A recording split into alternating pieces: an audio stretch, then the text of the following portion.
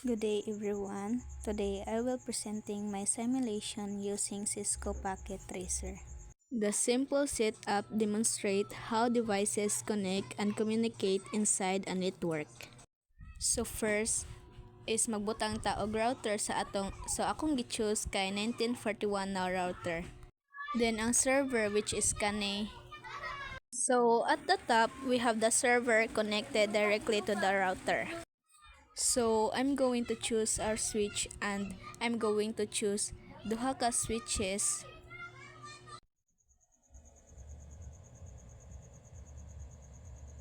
So next, I will use tulo ka PC. So I'm going to rename it into server. And next is the router. Then I'm going to rename the switch to S1 and S2.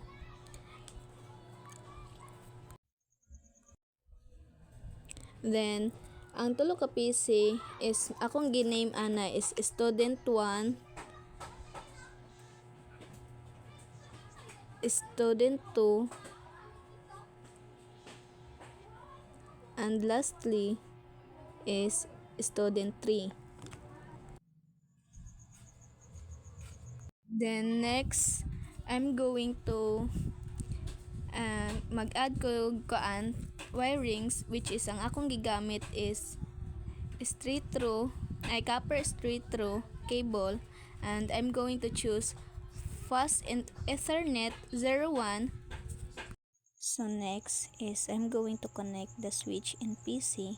Next this PC number 2 to the switch. Then I'm going to connect the router to our switch. So I use gigabit Ethernet. So next is connect this second switch sa router, and lastly ang ikatulo na PC is dito na ako i-connect sa switch. Then I'm going to configure ang server, and I'm going to use the class C IP address which is 192.168.1.2 and default gateway is 192.168.1.1. Then I'm going to configure the PC1, so akong giset into 192.168.1.3 and the default gateway is 192.168.1.1 and the PC2 is ako siyang gi-set as 192.168.1.4 and ang default gateway is 192.168.1.1. Then I'm going to configure the last PC which is the PC3, so ako siyang giset into 192.168.2.2 and I'm going to set the default gateway to 192.168.2.1.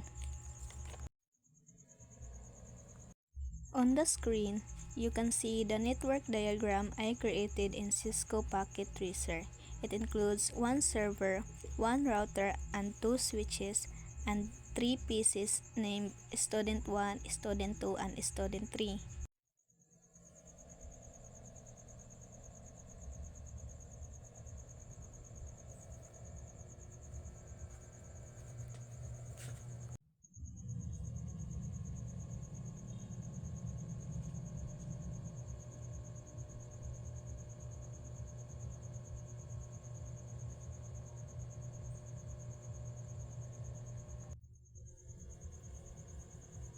So at the top, we have the server connected directly to the router. The server can host files, websites, or applications that all users in the framework can access.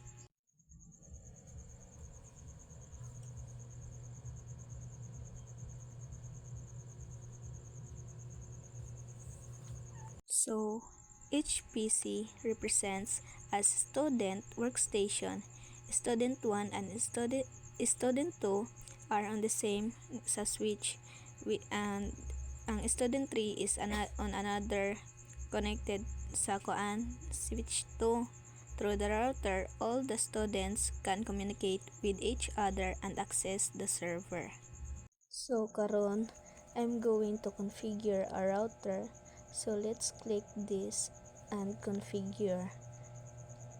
So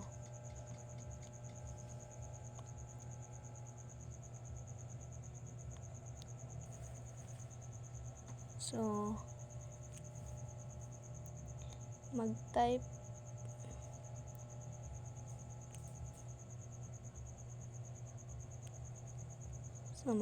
ko dire og enable, and this is the command prompt, then configure terminal, then type the interface gigabit ethernet 0/0.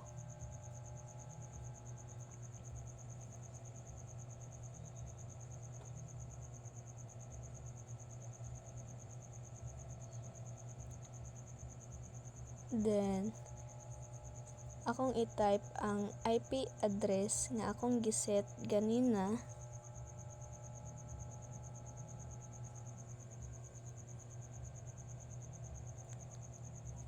and ang iyahang subnet.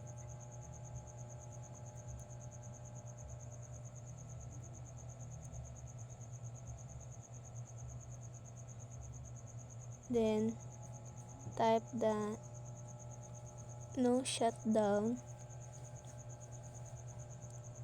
then reset, and tapos interface gigabit, then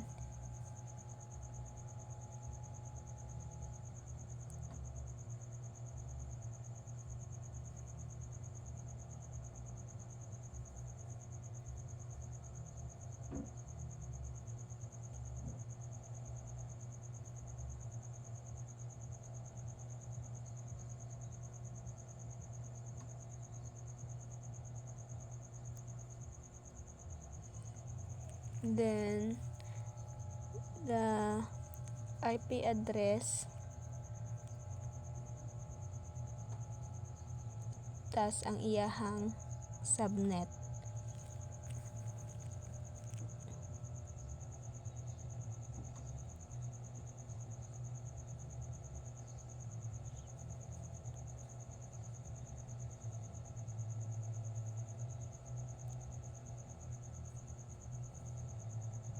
Tapos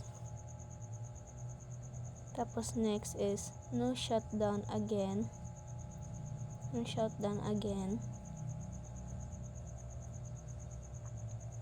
then exit,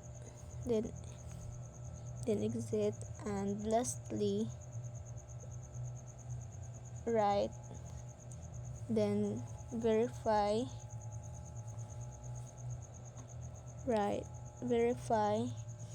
with, then type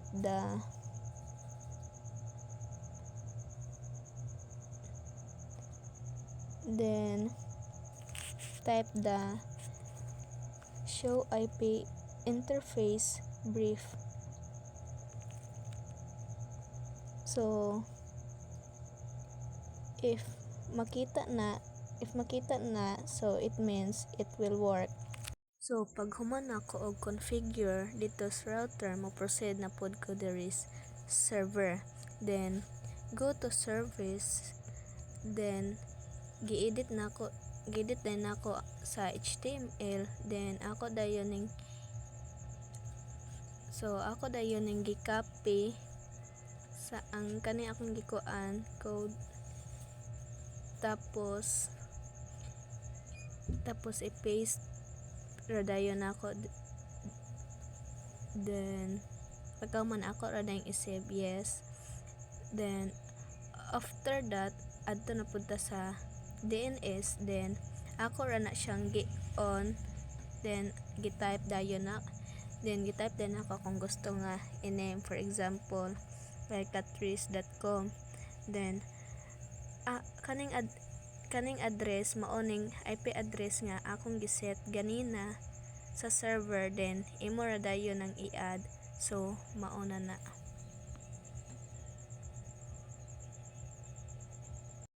So now I'm going to ping the PC. So first is I will start this student 2 and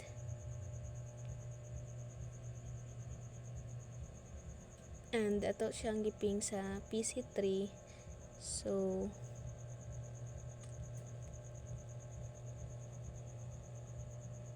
as you can see, ni reply siya sa pag-config. So now I'm going to ping the router.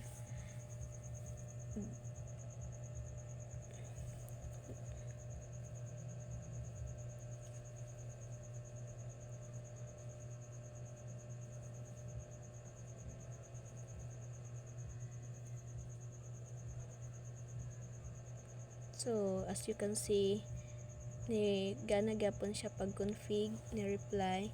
Then and next is I'm going to ping our server. So it's like earlier nga ni work siya. Then pag ping nimo, i-try dayon nato siya diri sa tulo ka PC if mo gana batong website nga akong gihimo. So proceed ta diri sa PC, then web browser, then